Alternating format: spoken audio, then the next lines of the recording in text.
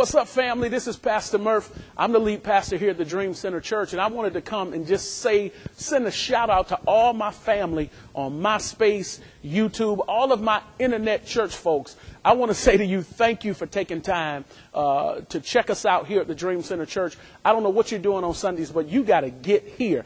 We're North Atlanta's new favorite place to worship, and your life is not going to be complete until you've had the Dream Center experience. Again, you got to get here. We're on Sundays from 10 to 12. It's only 75 minutes. You can dress however you want to dress. You know it. You heard me say it before. You can wear your Air Force Ones, your jerseys, wear your suit. You know, you can do it like I do it. However, you just got to get here. It's Atlanta's best 75-minute worship experience. It's going to be the best 75 minutes you spend all week. My name is William Murphy, and I'm waiting to see you right here in the center. Peace. Luke chapter 9, verse number 12 says, when the day began to wear away, I'm talking to somebody here, you feeling like your biological time clock is ticking, and you feel like the day is wearing away, and you feel like you're running out of time, and if God doesn't do something quick, it's going to be too late for you. But I'm saying to you today, don't misread where you are. You are not cursed. God is setting you up to show you a side of himself that you've not had privy to.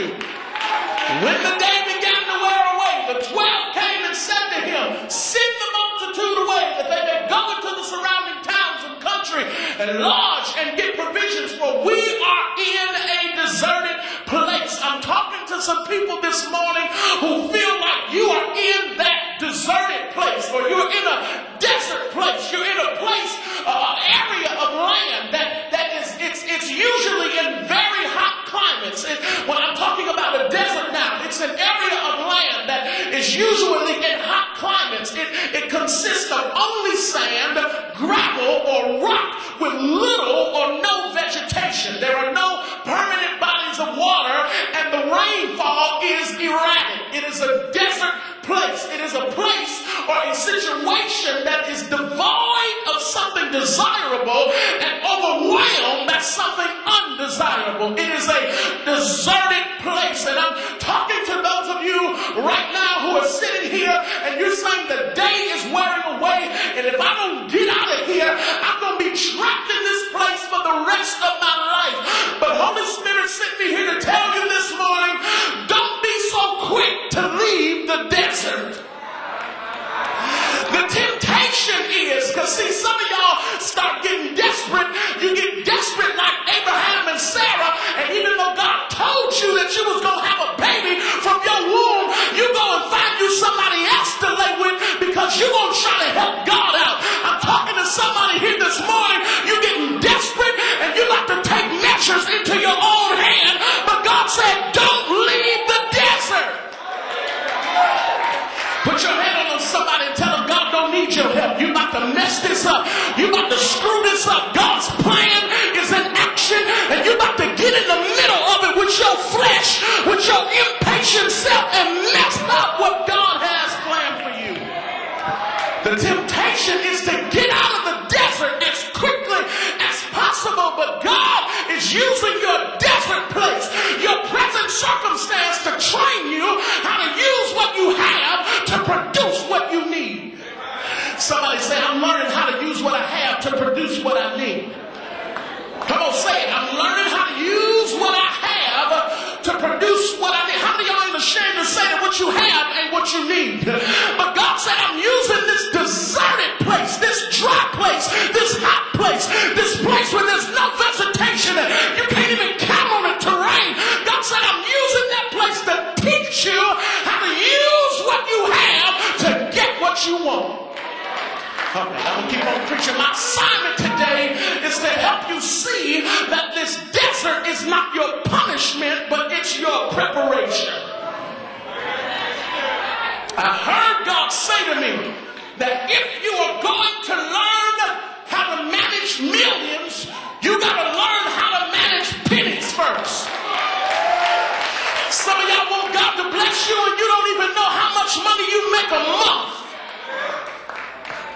God said, if you're going to learn how to manage millions, now maybe some of y'all happy with living from check to check and not knowing whether you're going to be able to pay your bills and having to chase and run to the bank to try to do different things and calling the bank, checking on your balance and all that kind of foolishness. But I'm talking to some people here today who say, even though I'm in the desert, I believe that God is qualifying me to manage millions. Look at your hands and say, millions and millions of dollars are going to go through these hands before I die. Come on, look at your hands. Millions and millions and millions of dollars will go through these hands. Put your hand on yourself and say, I'm a distribution center. I'm a distribution center. I'm not going to be selfish. I'm going to pass the selfish test. I'm not going to hold it all to myself, because I realize that God is trying to set me up as a distribution center. If you're going to manage millions, you got to first learn how to manage pennies. And God is trying to tell many of us here today that you can have overflow even if you're in the desert. Luke chapter 9 verse number 17 says, so they all ate and were filled, and 12 baskets of the leftover fragments were taken up by them. The Holy Spirit said to me to tell you today that your desert experience was really your selfish test. That I used, y'all got to talk back to me now.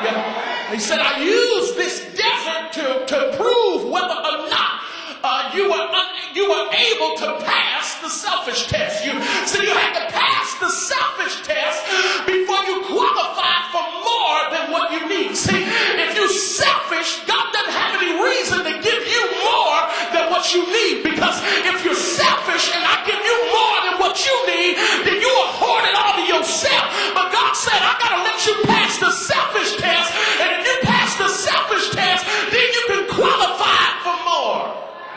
Somebody say, I want more. I want more. See, if you're selfish with nothing,